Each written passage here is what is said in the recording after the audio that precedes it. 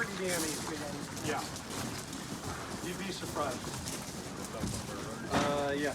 That's probably off a Husky or a Parker.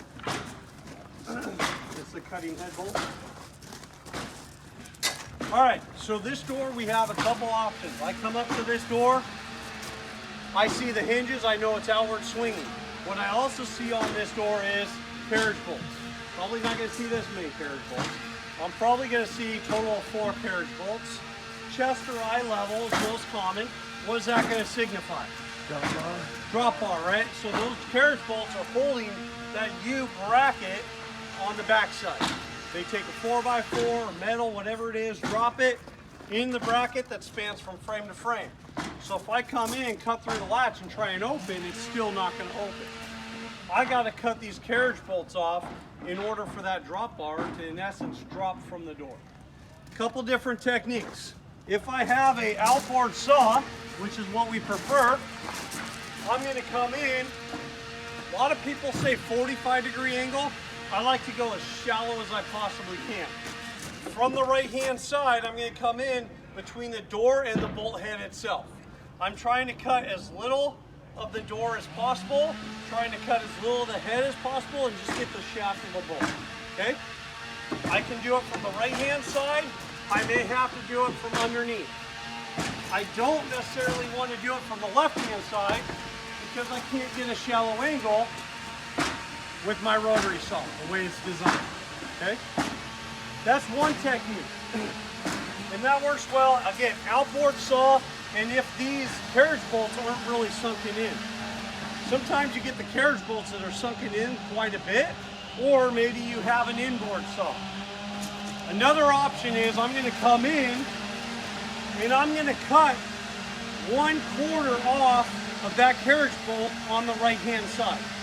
So I'm not cutting in the middle, I'm cutting on the right-hand side just a little piece off.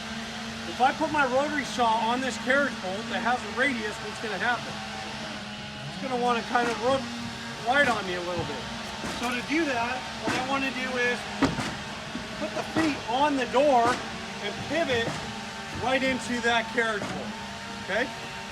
By cutting that corner off, that's gone.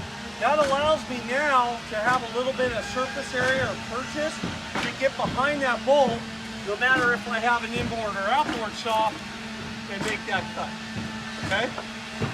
Remember, that has to be 2 separate cuts, especially if you're using an abrasive blade. If I come in, make this one cut, and then turn my blade while it's in the door, what's gonna happen? Probably gonna shatter this blade. Probably get away with it on a diamond abrasive, but if you have one of these abrasives, it's gonna shatter. So one cut in, pull out, reposition, second cut. Good?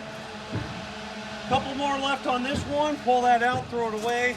Got plenty of carriage bolts behind you guys. Just drop a new panel in. Questions?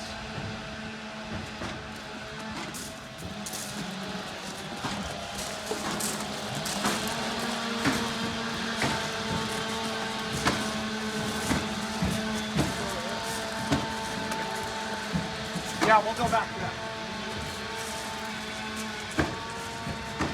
Sorry, it's my first time. Oh, I thought I was just all the We've changed the order since you were here last year, maybe. You're all good, we're good. Overhead doors, couple different style overhead doors. We have rolling steel, sheet curtain, we have cantilever, slab, or tilt doors, whatever you want to call them. And then we have your newer style garage doors, which are sectional doors, okay? Rolling steel and sheet curtain are your 2 most common on commercial occupancies, and they look very similar. So coming up to them, I'm going to do a couple things. First off, I'm going to look at the bottom. Do I see angle iron or not? In this case, I do. On a rolling steel door, we have angle iron that goes down and out and down and into the building. So you have angle iron on both sides. On a sheet curtain door, typically have angle iron that goes down and into the building.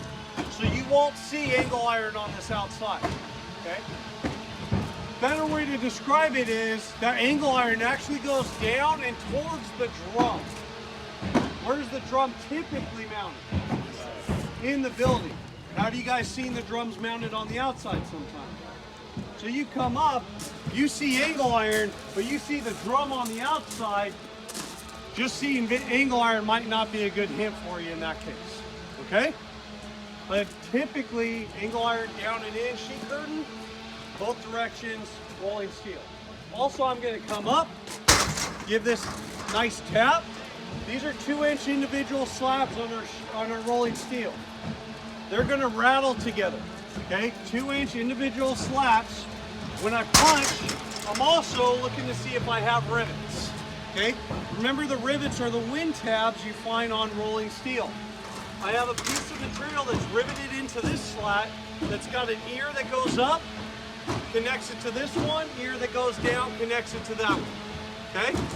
So I come up, I see angle iron, it rattles, and I have rivets.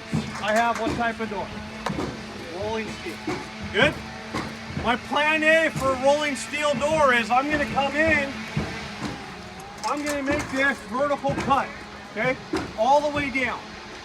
I wanna make sure I'm working with pieces that I can handle. So this is what, 8-foot door? Yeah, I'm gonna cut right in the middle. If this is a 20-foot door, am I gonna make that vertical cut in the middle? No. So what I like to do is probably no more than about 5 feet. Okay, 5 feet from the edge. In this case, I can make one vertical cut in the middle. I want to make sure that I cut all the way through the angle iron though. If I bring my rotary saw down, the radius of the blade will never allow me to cut that angle iron in the position that's in.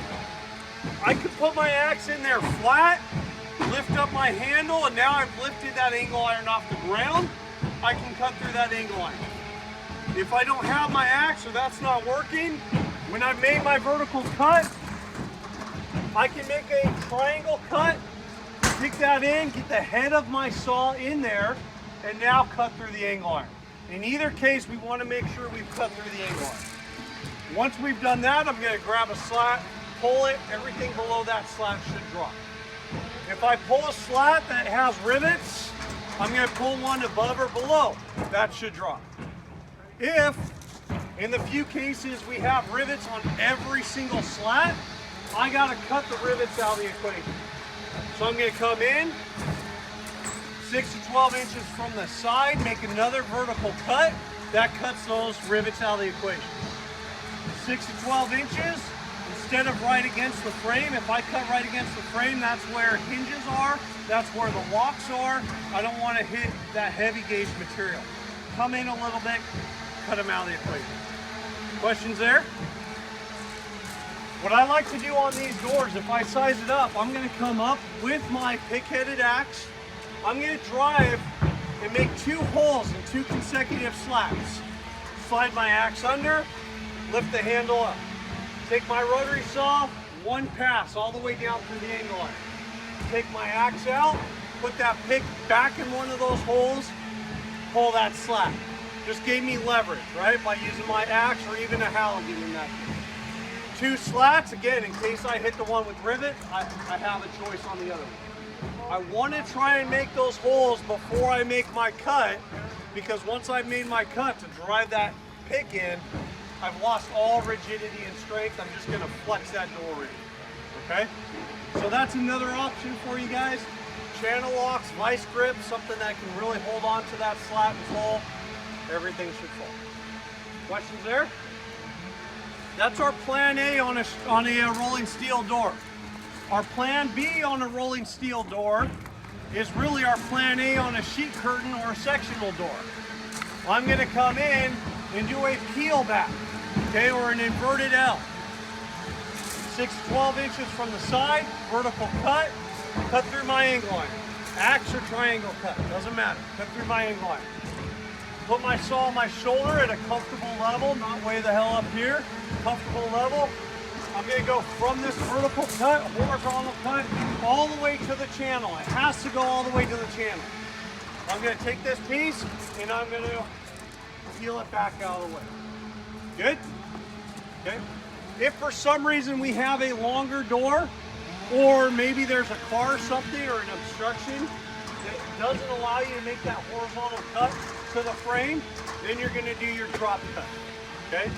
Drop cut, 6 to 12 inches from the side, vertical, cut through your angle iron. Horizontal, as far as you can or as far as you'd like. Gonna come into another vertical. Your vertical does not intersect your horizontal here. If it intersects and I make this vertical cut down, what's gonna happen to the door? It flop on you. Leave a 6 inch gap, vertical cut through the angle iron, come up, attach that to those two, it drops, you move it out of the way. Okay? Go with that? If you're going to use the peel back or the drop cut on a sectional, the newer style garage doors, don't make your horizontal cut in the middle of 2 sections. That's where all the hinges are. Make it in the middle of a section of door, not in between the 2 sections. Good? Questions? This is a do not cut prop. Okay, this is just so you guys can see the construction of a rolling steel door. Notice that every time I said we're cutting through the angle iron, we're not leaving a tripping hazard. Also notice we said nothing about TP cuts. All right, nothing about TP cuts.